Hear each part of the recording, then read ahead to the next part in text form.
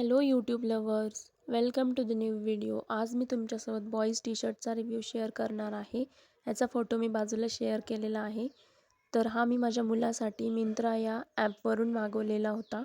ह्याला actual price 999 होती, पण 65% ऑफ असल्यामुळे तो मला 269 रुपयातच मिळालेला आहे. मिंत्रावर प्राईस ऑफरनुसार चेंज होत असतात, त्यामुळे तुम्ही घेताना चेक करून घ्या.